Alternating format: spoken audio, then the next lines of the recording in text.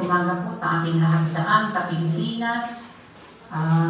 Na napakabuting ako ng Panginoon na pinahintulutan po tayo na muli ay maupo sa kanyang paanan upang makinig.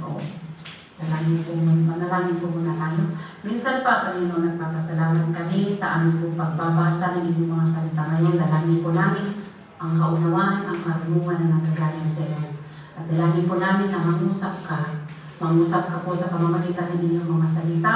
At ikaw po ang kikilos sa aming mga puso. At patuloy mo po kaming gawin, Panginoon, na mga Lord, your faithful servants. Dalangin po namin ito as we sit at your feet, Lord, in Jesus' name. Amen and amen. Ang pag-uusapan po natin sa gabi ito ay ang kahalagahan ng kaunawaan. Si Pablo po sa mga sulat niya sa mga mga iglesia noong kapanahunan po niya, sinasabi po doon na pinapanalangin po na magkaroon kayo ng kaalaman, ng karunungan, ng kaunawaan. Ano po nga ba ang ibig sabihin ng kaunawaan o pangunawa? Ang kaunawaan po, pangunawa ay alam po natin lahat na kakayahang umintindi. Kasi pag hindi po naiintindihan, hindi po, kung may pinapagawa po sa atin na hindi po natin naunawaan o hindi po natin naintindihan, hindi po natin ginagawa. Kaya ang susi po ng paggawa o pagtalima o pagsunod ay pangunawa. At ang salita po ng Diyos ay nagsasaad ng katotohanan. Lahat po nakasaad sa salita ng Panginoon na pinag-aaralan po natin, minsan isang linggo ay katotohanan, nagbibigay ng kaalaman. At saad po dyan ang plano ng Diyos na napakaganda para sa tao. Ang problema po, minsan hindi po nauunawaan.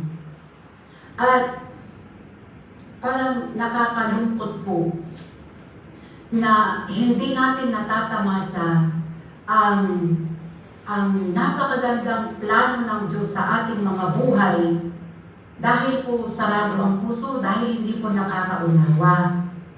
Bakit po ang tao hindi nakakaunawa? Very real po, reality po na hindi po lahat ng nakikinig ay nakakaunawa. At ito po ay nangyayari rin noong kapanahunan po ni Jesus. Kasi si Jesus po nang nandito po siya sa lupa, nangaral po siya ng aral ng napakaraming tao. Pero hindi po lahat nakaunawa, hindi po lahat tumugon, hindi po lahat naligtas. At ganun din po yung nangyayari po sa kapanahunan po natin. At sana po hindi po tayo kabilang sa mga walang pangunawa. Sabi po sa Psalm chapter 101 verse 10, na ang sumusunod, ang tumatalima, ay siya yung may mabuting pangunawa.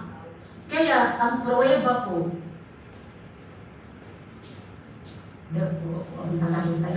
the fear of the Lord is ang pagkakatakot sa Panginoon ang pinagmumulan ng karunungan. Lahat ng sumusunod sa kanyang mga utos ay may mabuting pangunawa. Purihin siya magpagkailanman. Ang sumusunod ay yung nagkaroon ng mabuting pangunawa. Kaya pala, pag sumusunod tayo, ibig sabihin, naunawaan natin. Example po, kung sa daan, halimbawa, tayo naglalakad, sa kung saan man, sa lansangan, tapos may sign na yung ganito siya, tapos may ikis siya. Sabi niya, don't touch, wag hawakan. Hindi natin naintindihan yun. Pag hindi natin naintindihan, hinawakan natin yung sabing hindi hawakan. Malay natin kung yun ay poisonous or kung yun ay mainit na mainit, mapapahamak tayo. Hindi natin naunawaan, kaya walang pangunawa, ma'am. Isa ring example, ang sign na tao, tapos may ikis. Ibig sabihin ko nun, huwag papasok. Pero dahil hindi naunawaan, pumasok pa rin, hindi pala alam bangin, hindi pala alam mainit na lugar, nakakapahamak. Ang problema, hindi kasi naunawaan. Ganon din po nakakapahamak, mapanganib po ang walang pangunawa. Mabuti kung simple lang yung resulta. Paano kung itong resulta ng hindi pagtanggap o pangunawa sa salita ng Panginoon o sa plano ng Panginoon sa buhay natin? Ang plano ng Diyos sa buhay ng tao ay masalba. Yun po yung kalooban niya. Kaya nga po may John 3:16. Kaya nga po niya pinadala si Jesus para po siya ay mamatay sa krus upang akuin ang lahat ng ating mga kasalanan, upang hindi po tayo hahantong sa kapahamakan, sa pangalawang kamatayan, sa lawang apoy. The final end ng sino mang hindi tatanggap at uunawa ng katotohanan ng kaharian ng Diyos. Kawawa naman po tayo kung ganon. Kaya sa gabi po, sa umaga po ito, nawa mga kapatid ay buksan ang mga puso para pasukin ang salita ng Panginoon upang magkaroon ng kaunawaan. Ang kaunawaan kasi po sa binasalita ng Panginoon na nanggagaling sa Kanya. Ibinibigay po niya, Colossians chapter 1 verse 9, sabi niya, the understanding that the Holy Spirit gives. Kaya hindi po natural sa ating ang kaunawaan sa mga bagay-bagay patungkol sa kaharian ng Diyos. Galing po sa Kanya, siya po ang magbibigay. Kung tatanggapin natin ang magandang balita. Sa Matthew chapter 13, meron po doong alakam o pangyayari na si Jesus lumabas, naupo sa bangka, pumunta siya sa dagat, naupo sa bangka, at nagtipon ang mga tao sa seashore. Nakaupo siya, nakatayo ang mga tao, nakita niya marami sila kaya siya nangaral. At pinangaral niya po ang isang talinghaga. Talinghaga ng manwawasik o farmer, magsasaka. Nagwawasik siya ng butil.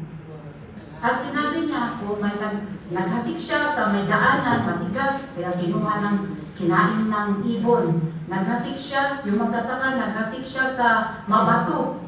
Tumubo naman yung binhi, pero hindi nagtagal namatay kasi mababaw lang yung lupa, mabato.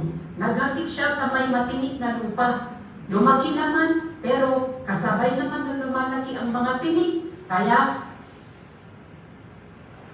sinakal yung binhi at hindi rin namunga.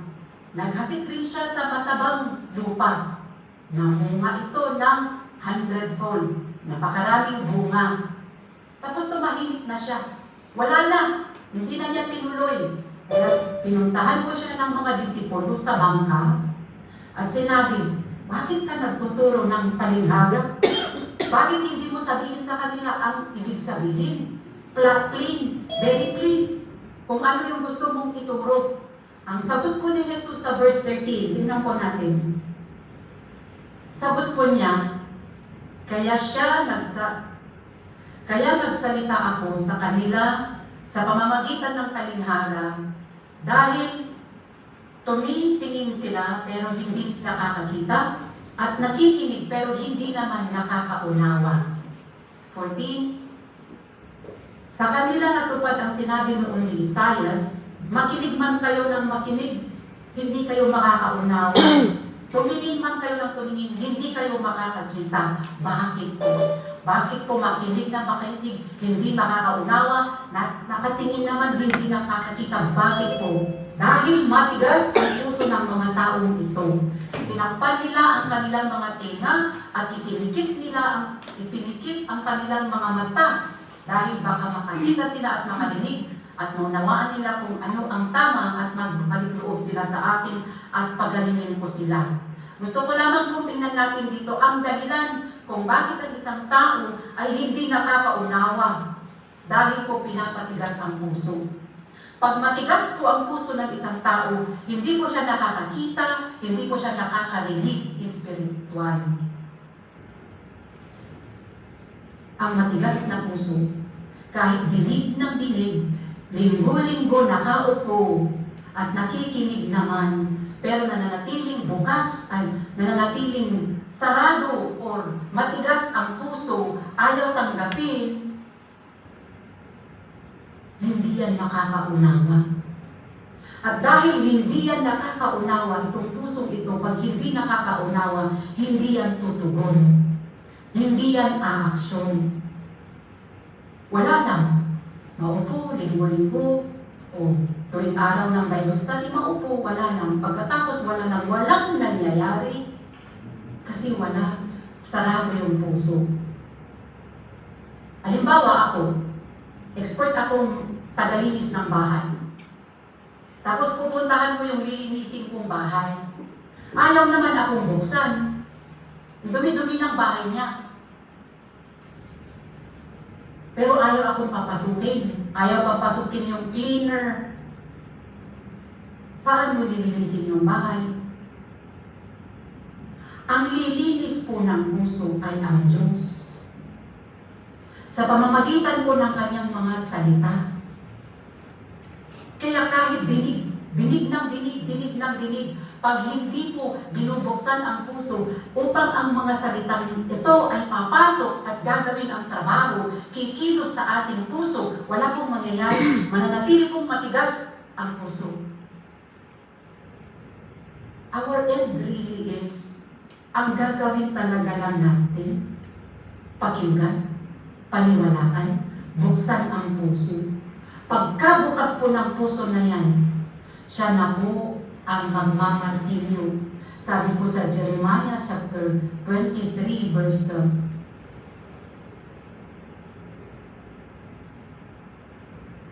29. Hindi ba't makapangyarihan ang mga salita ko, sabi ng Diyos?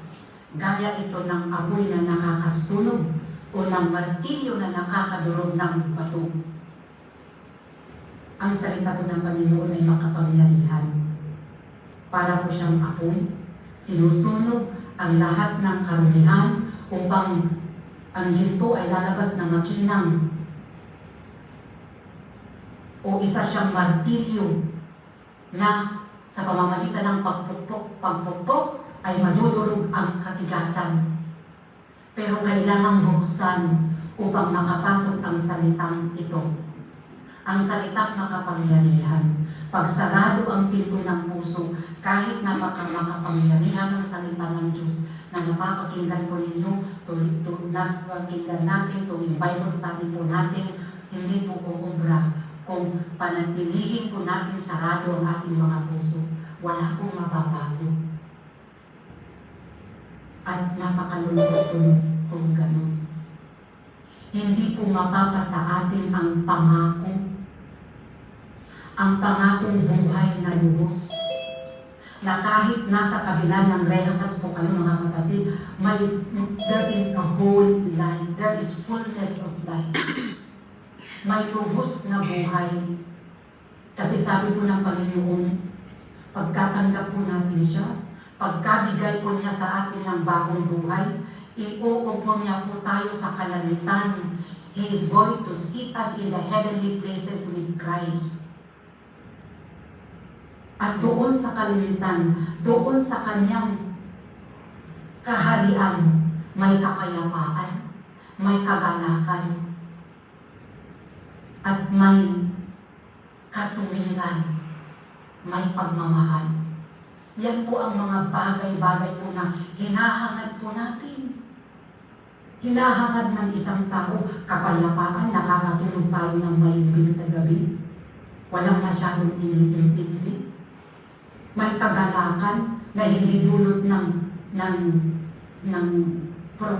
Christmas program o ng pangyayari. Hindi. Dulot ng katotohanan na tinanggap natin sa ating mga puso. Dala-dala po ng salita ng Panginoon. Hindi po mapapasa atin ang mga kapatid kung hindi po natin buksan ang ating mga puso upang siya ay gagalaw, kikilos, at kanya, pag nabuksan ang puso, pag Sabi sa Ezekiel chapter 36 verse 26, I'm going to give them a heart of flesh. Bibigyan ko kayo ng bagong puso at bagong espiritu. At ang matitigas ninyong puso ay magiging pusong masunurin. Bakit maging masunurin? Nakakaunawa. Nagkakaintindi ng layunin ng Panginoon. Nakakaintindi ng mga bagay-bagay na patungkol sa kaharian ng Diyos, patungkol sa plano ng Diyos sa bawat tao. Hindi po pinang ng Panginoon na idugtog po kayo dyan para parusahan, para sirain ang mga buhay ninyo. Plano po niya. Bakit po niya dinala itong ministry ito? Na laging ang magandang balita, ang mga salita ng Diyos na nagbibigay ng pag-asa ay nakakarating sa inyo. Hindi po ba itong magandang bagay? Marami kung nasa Manila, wala tayong pakialam. Kahit nagsisigaw sa radyo, nagsisigaw sa telebisyon, kahit sa mga street preachers, sisigaw sila, mahal kayo ng Panginoon, panahon ngayon upang magsipag babawi, upang magsisi at magbagong buhay. Wala tayong pakialam. Malay natin, baka ganun, baka pinahintulutan ng Panginoon ito para kayong ma-stable ba sa isang lugar at parang walang choice kundi maupo. Ang challenge po mga kapatid na nandyan na rin lang kayo at nauupo. Take the most of it. Take advantage of it. Huwag pong palampasin itong mga Bible studies. Once a week na, huwag pong palampasin na hindi po ninyo natanggap ang layunin na nagdadala ng bawat mga ngalan.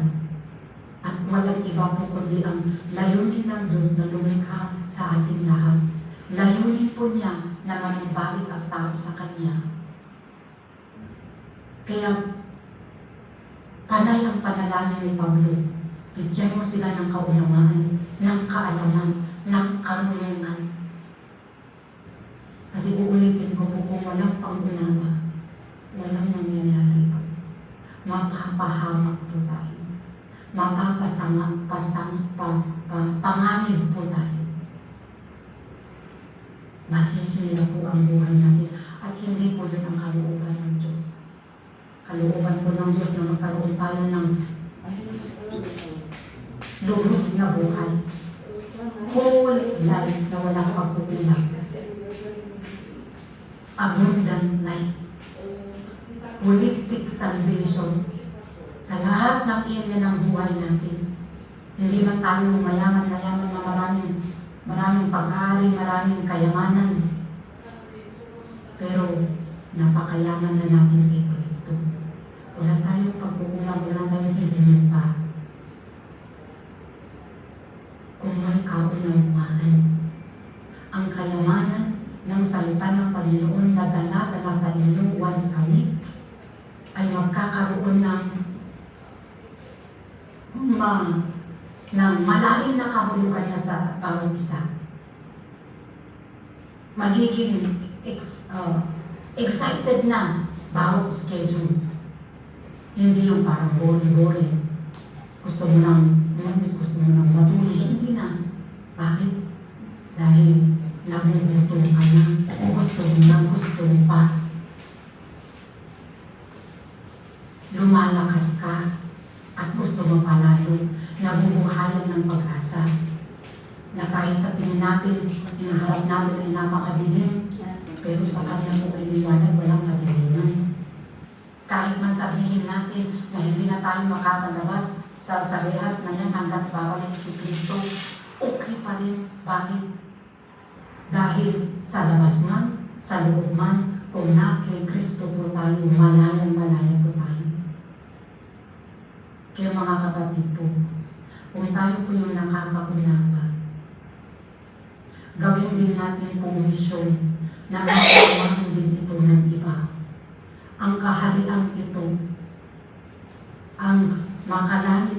kaharian na ibang-iba sa prinsipyo at sistema ng mundo.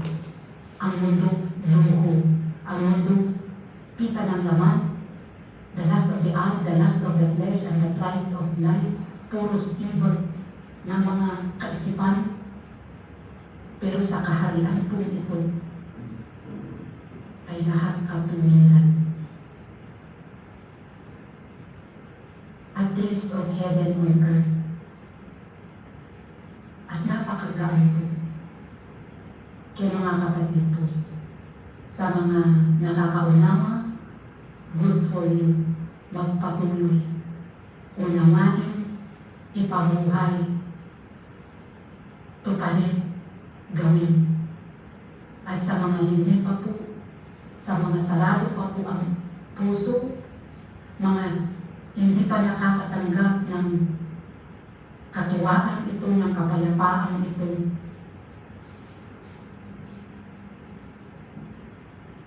huwag pong palampasin ang gabi ito. Simple lang po ang usapin, ipinapaabot po ng Panginoon ang kahalagahan ng kaunawaan. Si Jesus po mismo ang nagsabi, hindi sila nakakaunawa dahil hindi sila nakakalimot at nakakikita dahil matigas ang puso nila. Sana po, kung may matigas man na parte ng puso sa gabi ito, palambutin na po. Yung first move kasi sa atin, bubuksan ang puso at siya na po ang gagalaw. Siya na po ang kikilos at siya na po ang magbibigay ng pusong malambot na masunurin. Kaya hindi po magiging mahirap ang susunod dahil siya po ang gagawin niya. Our end, what to do, ano po yung parte natin? Pananampalataya buksan ang puso, tanggapin siya. That's what we need to do. At siya na po, siya na ang kikilos, siya na ang magbibigay ng pusong masunurin. Huwag po natin isipin na napakaano naman, mahirap sumunod. Okay lang po yan. Sa akin po mahirap po talaga. Pero sabi po niya, bibigyan ko sila ng pusong malambot, pusong masunurin. Ibibigay ko yun. Pagkabukas po ng aming mga puso, siya po ang magbibigay. Magugulat ka na lang, masunurin ka. Magugulat ka na lang.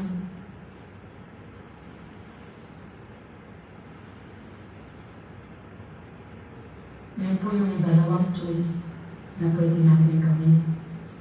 Panatilihin ng kasarap at panatilihin ng bigas ang puso, bulag ang mata, bini ang tenga, o buksan ang puso, at hayaan siya ang magpapalambot, hayaan siya ang maglilinis at bibigyan ng bagong buhay. Buhay na buong buo, buhay na lubos. Fullness, walang pagkukulang. Nandyan ang kapayapaan, nandyan ang pag-asa, nandyan ang katwiran, nandyan ang kagalakan. May naman ang hangat ng tao. Dito ba? Kaya, mga kapatid ko, sa maikli pong pagbabahagi, nawa po ay nabigyan po tayo ng palaisipan. If we don't decide now, let it be na sa mga susunod na sandali po ay pagmuli-mulihin. Kasi sayang din naman. Once a week na binibisita tayo ng mga kapatiran sa ibang dako ng mundo upang ihatid lang ang magandang balita ito. Kung sasayangin po natin, it will not take us forever. Darating at darating po tayo sa punto na saan na wala na. Kaya huwag po sayangin mga kapatid. Let's pray. Salamat Panginoon muli sa pagpaalala mo sa kahalagahan ng kaunawaan. Totoo nga po, tunay nga po na sa'yo lamang manggagaling. Wala po kaming kakayahang mag-unawa. Pero dahil po sa aming pakikinig, sa simpleng pananampalataya o paniwala, ikaw na po ang kikilos at ikaw na po ang magtatrabaho sa aming mga puso. At dalangin po namin sa gabi sa umagang ito po, lahat ng nakarinig sa Panginoon, ang mga pusong nanatiling bukas pa, dalangin po namin na buksan at tanggapin si Jesus bilang tagapagligtas. Maglalayo sa amin sa kapahamakan at magdadala mag-uupo sa amin sa kalamitan kung saan, Panginoon, may kalayaan, may kagalakan, may kapayapaan, may pag-asa. Yun po yung dalangin namin, Panginoon, na dulot ng salita mo na binasa namin sa sandali ito. Seal it, Lord. Huwag mo pong hayaan na wala po siyang ginawa. Patuloy po namin dinideklara ang kapangyarihan ng iyong mga salita na hindi po babalik sa iyo na walang nagawa. Pagkus po, katulad ng ulan, that when it falls to the ground, it refreshes the plants. Lumalago ang mga halaman sa lupang naulanan at namunga. Yun po ang dalangin namin kahit sa medleng sandali ito, Panginoon. In Jesus' name we pray. Amen. Back to Sister Edna, and thank you po. Amen. Amen po, Pastora. Thank you. Thank you po sa inyong binahagi. Sinong matigas ang puso dito? Wala pong matigas ang puso sa atin dito. Amen? So, lahat po tayo ay naniniwala sa salita ng Panginoong Diyos na siya po ang ating